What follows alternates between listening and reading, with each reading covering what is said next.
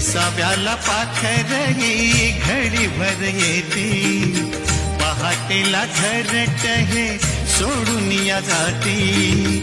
आसवात भिजली ही आठवणींची गाणी हो, आसवात भिजली ही आठवणींची गाणी.